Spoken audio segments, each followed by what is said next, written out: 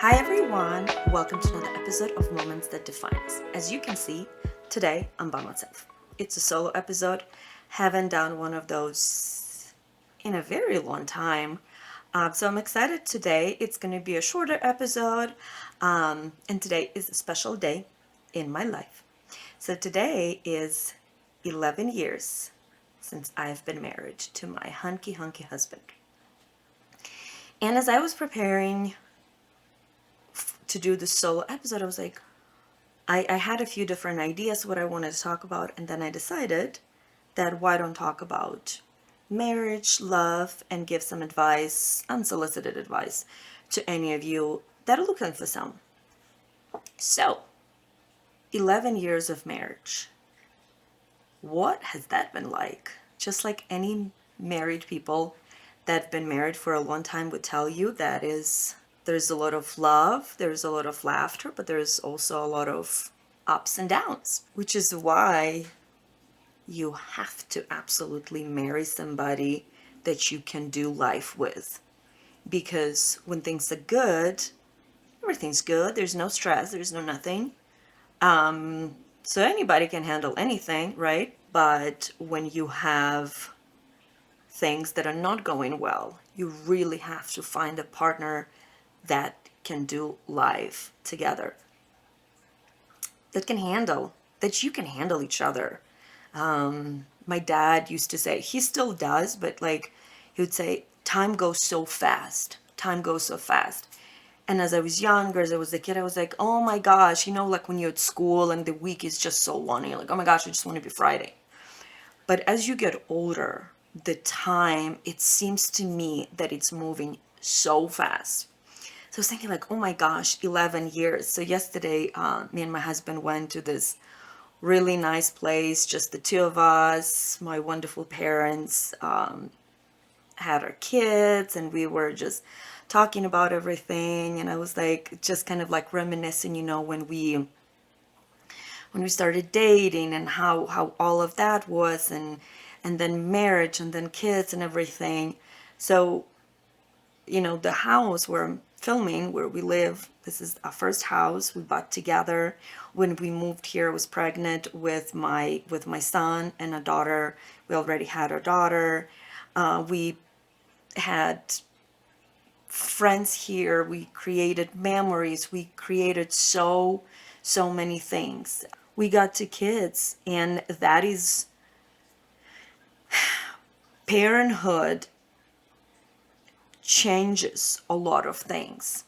And I love listening to parents talk about how having kids affected their marriage, especially when kids are small. You are tired. You don't have too much time to concentrate on each other because your kids need so much of your attention. And that's not a bad thing. It's just the reality of it.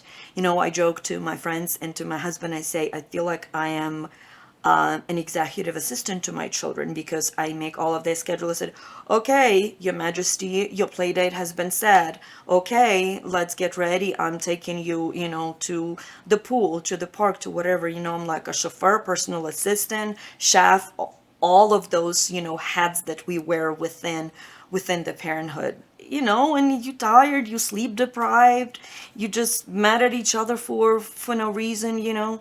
I wish we talk more about that and make it just normal, that sometimes it's hard, and sometimes you don't like your partner. But yeah, now I feel like now we are in that part of parenthood where it's like it's a very nice spot, right? So both of our kids, 5 and 7, party trained. They can obviously can eat everything. They when we fly, it's so much easier to fly with them. It's much more expensive because you pay for 2 more seats, but it has become much easier because they have their own seats, and it's great. And they sleep through the night, all of that. So we pass that part, the part where the diaper, the in the middle of the night feeding, the sleep training, all of that. So for all of you parents out there that are going through that right now, it's a beautiful phase of parenthood, but it's, each phase has ups and downs. But I wrote some notes as I was preparing for this. You know that movie Jerry Maguire, with Tom Cruise, where he said, "You complete me," and it was a good movie, and it's a good phrase that a lot of people use, but I do not agree with that. You don't need anybody to complete you. You complete yourself.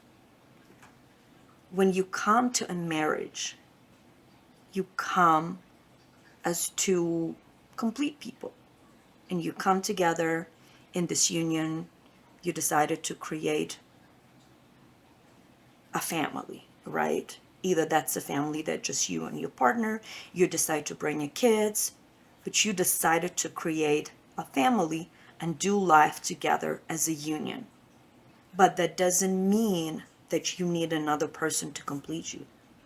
You need them to love you, to respect you, to support you, to tell you the truth, to protect you. But like this, romantic movie type of thing, you complete me, I don't agree with that, because then we put so much pressure on a partner to do whatever it is that we think it takes us to complete us, right? Which in reality we should know that ourselves. What do I need to be happy with myself without anybody, on my own? What is that I need, right? So I wonder, what do you think? What do you think? Put in the comments. Do you go by that phrase? And if so, why? Why do you think that you need somebody to complete you? Please let me know, because again, I'm not saying I hate it, nobody should use it, but I'm just curious. Do you need somebody to complete you? Okay. And that kind of brings me to the next point. You can have your partner be everything for you, because again, it is too much pressure where he or she the only one you go to for everything, right? And here, let me tell you what I mean. Your partner should absolutely be the one that you know that you could tell everything, right? That's not what I mean, that like you need to hide something or whatever. But like, for example, for me, I have my friends, right? And even within my friend group, I go to different people for different things, right? Even if you have like something going on with your partner that, again, not necessarily, I don't know, like, not a fight necessarily, but he or she just like piss you off and you just need to vent to somebody. Sometimes you can take this to somebody else, like to your girlfriends. Make sure you have group of friends that you can go to for different things. Here's some unsolicited advice for everyone who is looking to get married or already married and just needs some advice. And this one, I'm just telling you from my own experience, might not work for everybody. So take it or leave it. But if you can, start as friends. You don't have to be friends for years, but just before you move into anything physical, try as friends, just go on dates without calling them a date.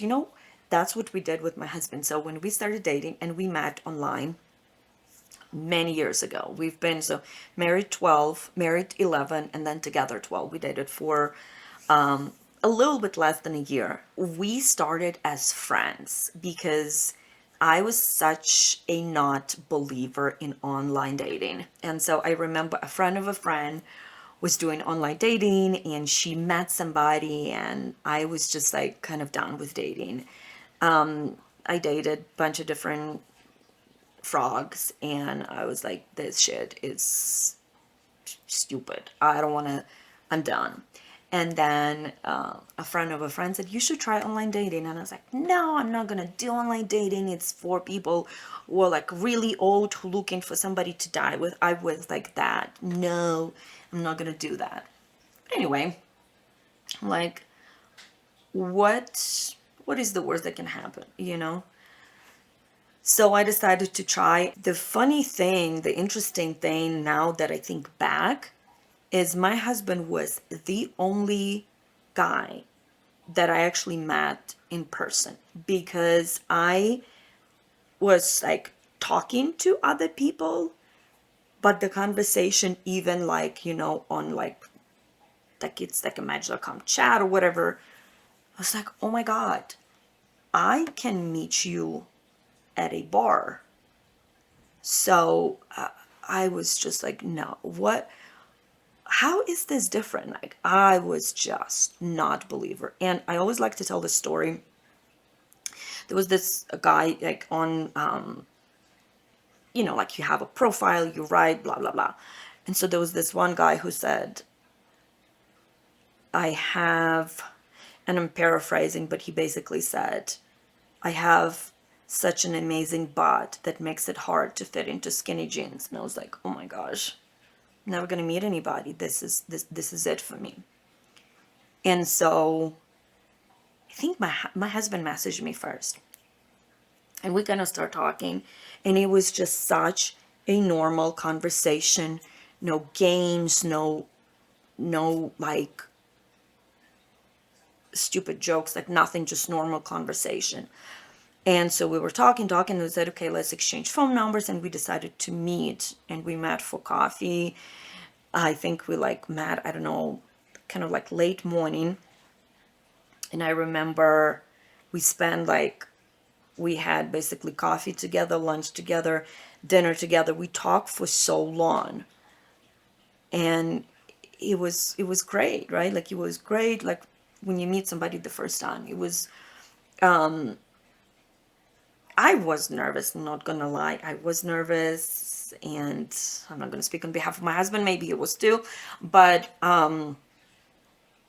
we just started as friends, and for like a few months, I would call, I wouldn't say I'm going on a date, I'm going on a meeting. And so one of my friend still to this day makes fun of me because I used to go on meetings. I said I'm going on a meeting with him.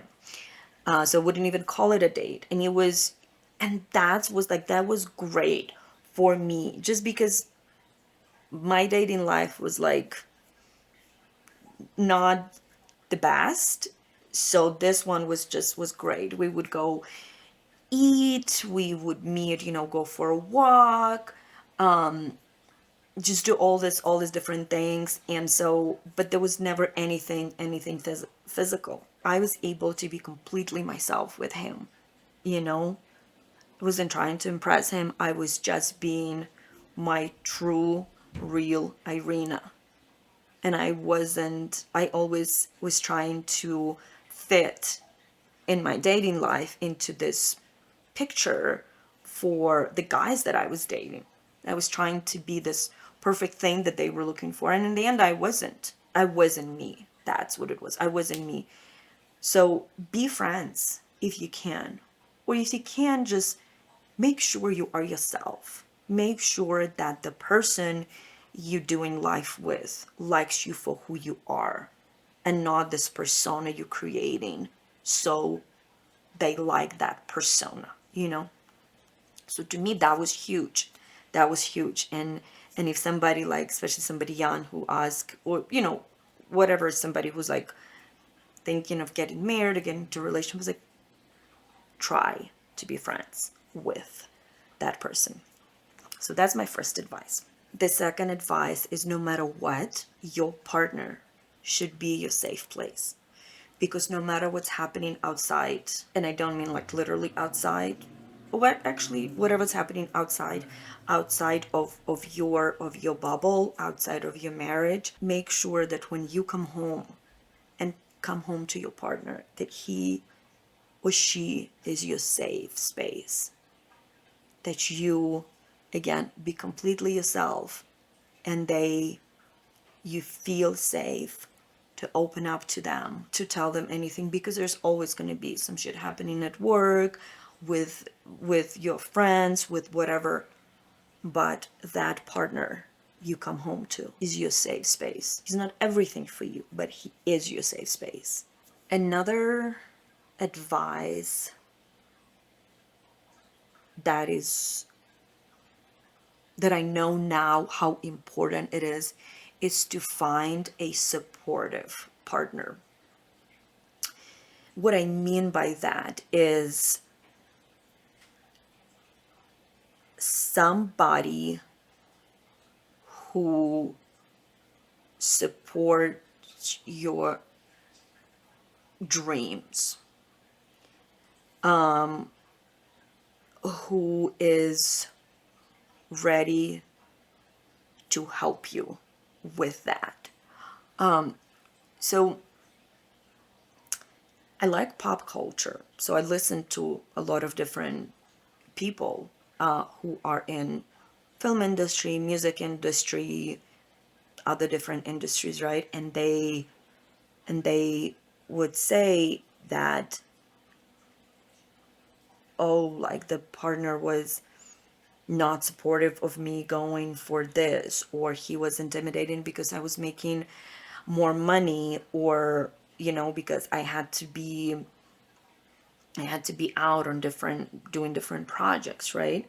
You have to find a supporting partner that believe in you and can support you when you're not at home, can support the family, can support, can take care of the kids without you telling them every step of the way what to do, right? That to me is very important. And that also brought me to a good point, that is never 50-50. So if somebody tells you that is 50-50, that is not true. That is, and I'm not even going to say, oh, no, it's not true, because it's never 50-50. Sometimes it's literally 100 to a 0. You have to meet each other where you at. So to say it's 50-50, I wash dishes today, you washing them tomorrow. No, no, no. Like, sometimes I cook and I clean. I'm not really good with cooking, so he cooks more. But you know what I mean? Like, it's never 50-50. It's never 50-50. So remember that. Remember that. But also on the supportive part, you know, that your husband or your wife also supports your friendships. Right? And that's also what I mean, to where, like, your husband or your wife cannot be everything for you. That's why you need friends. That's why you need friends outside of your marriage. You need other people outside of your marriage. So I have friends. Not all my friends live here in Colorado. Some friends I have that live on East Coast, in other states. So sometimes we get together and we travel. We travel for like a long weekend, and just to see each other. No husbands, no kids, no nothing, just us. And we get together, we eat, drink wine, and talk until we can't anymore, and go do a little sightseeing. And I love that. I love those times with my friends, to where we can come from different parts of the country and see each other. And that's, to me, that gives me so much energy. My friends, they give me so much energy. And that is important to me, because I don't think that's healthy when said, no, you can't go. Why? Are you owning me? I am your wife. Or, you have your wife, you have a husband, but again, you're still allowed to have life outside of your marriage. You're still allowed to have hobbies, you're still allowed to have friends, you're still allowed to have all of that. That's what makes a healthy marriage, in my opinion. So I am going to do episodes, and I would like for you to write in, send question, either that's through DM on my Instagram, or you can email me at momentsthatdefineus@gmail.com, or momentsthatdefineus on Instagram. Just send your question. If you need real advice from an unofficial expert on life, I'm here for you. So ask Iryna. And also remember to share our episodes, to share our podcast, to subscribe. Now we are on YouTube. We have amazing guests coming up. We have, besides this, we have three more episodes, and season 4 is over. And so then I'm going to take a little break and start season 5. I mean, a lot of amazing things coming up. And for me, like, my goal, my why behind this podcast is to build a community of people to come in, to either share their stories or listen to other people's story, and understand that we are so much more similar, that we are different. We all have struggles, we all need help, but that help, we can't do life by ourselves. We have to have community around us. Then we can go and seek whatever it is that we need. Community is so important. So let's build community around Moments That Define Us. Bring more people, spread the word, and let's build that community. On this note, thank you so much for listening to today's episode. My name is Iryna Barnett. I see you all next time. Bye.